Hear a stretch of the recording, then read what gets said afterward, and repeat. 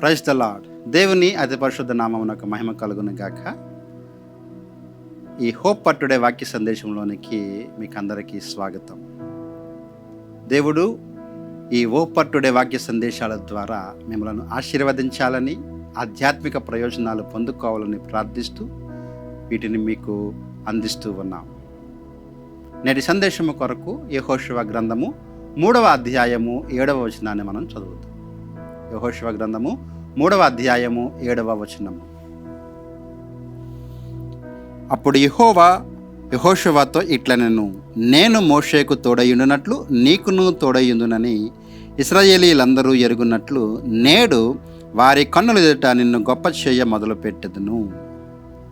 నేడు వారి కన్నుల ఎదుట నిన్ను గొప్ప చేయ మొదలుపెట్టెదను. ఈ వాక్యాన్ని గనక మనం జాగ్రత్తగా గమనించినట్లయితే, మోషే మరణించాడు. మోషే ఇశ్రాయేలీలను ఐగుప్తు నుండి తీసుకుని వచ్చి వాగ్దాన దేశమైన కనాను బయట యొర్దాను సరిహద్దులో వారిని ఉంచగా మోషే మరణించాడు. తదుపరి నాయకునిగా యెహోషువ ఎన్నుకోబడ్డాడు. వాస్తవానికి యెహోషువ మోషే క్రింద లేదా మోషే నీడలో ఉన్నప్పుడు అతనిని ఒక నాయకుడిగా ఇశ్రాయేలీలు ఎవరూ కూడా గుర్తించలేదు. ఎందుకోసం అంటే ఏ సమస్య వచ్చినా, ఏది నడిపించాల్సి వచ్చినా అంతా కూడా యెహోషువ తరపున మోషే చూసుకున్నాడు. ఇప్పుడు మోషే లేని సమయంలో దేవుడు యెహోషువను నాయకునిగా నిలవబెట్టాడు. అయితే ప్రజలందరి దృష్టిలో కూడా ఒక చులకన భావము కలిగిన యెహోషువ ఎలా మోషే వలె ప్రభావవంతమైన నాయకునిగా మార్చబడగలడు అనేదే ప్రశ్న.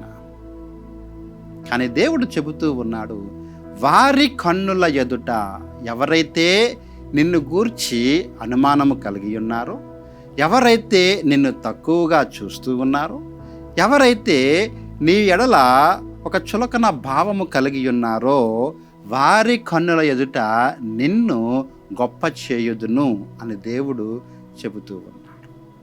అవును, మన జీవితాల్లో కూడా చాలా సమయాలలో ప్రజలు మనలను చిన్న చూపు చూస్తూ ఉంటారు. మనకున్న సామర్థ్యాలను బట్టి వారు మనలను తక్కువ అంచనా వేస్తూ ఉంటారు. అయితే దేవుడు ఎవరైతే మన గురించి చులకన భావము లేదా చిన్న చూపు కలిగి ఉన్నారో వారి ఎదుటే మనలను గొప్ప చేయగల సమర్థుడు మన దేవుడు.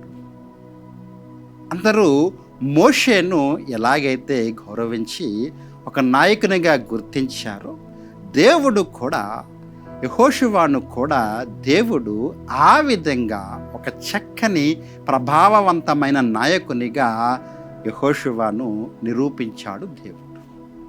ఎలాగైతే ఎర్ర సముద్రము 2 పాయలుగా విభజించబడినప్పుడు మోషే యొక్క సామర్థ్యము జనులకు తెలిసిందో, అలాగే యొర్దాను నది 2 పాయలుగా చేర్చబడి ప్రజలందరూ కూడా యొర్దానును దాటి కనాను దేశంలోనికి ప్రవేశించారో, అప్పుడు యెహోవా సామర్థ్యము యెహోషువ ద్వారా ప్రజలందరికీ తెలిసింది.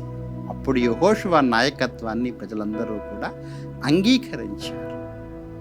దీని ద్వారా మనం నేర్చుకునే పాఠం ఏమిటి అంటే, దీని ద్వారా నేర్చుకునే ఒక ఆశీర్వాదకరమైన విషయం ఏమిటి అంటే, మనము ఎవరి ముందైతే చులకన చేయబడుతూ ఉన్నామో వారి కన్నుల ఎదుట దేవుడు మనలను గొప్ప చేసేవాడు. కాబట్టి ఏ దినమున మీ యొక్క కార్యాలయాలలోనో మీరున్న స్థలాలలోనో మిమ్మల్ని ఎవరైనా తక్కువగా చూస్తూ ఉంటే కనుక, మీరు వారి ముందు చిన్నచూపు పొందుకుంటూ ఉన్నట్లయితే కనుక నిరుత్సాహపడవద్దు. యెహోషువను హెచ్చించిన దేవుడు మిమ్మల్ని కూడా హెచ్చించగలడు. ఎలాగైతే యెహోషువను నేను వారి కన్నుల ఎదుట నిన్ను గొప్ప చేయుదునని వాగ్దానం చేశాడో, ఆ వాగ్దానాన్ని స్వతంత్రించుకొని ఆ వాగ్దానాన్ని బట్టి మనము కూడా గొప్ప చేయబడుదుము గాక. ఆమేన్. ప్రార్థన చేద్దాం.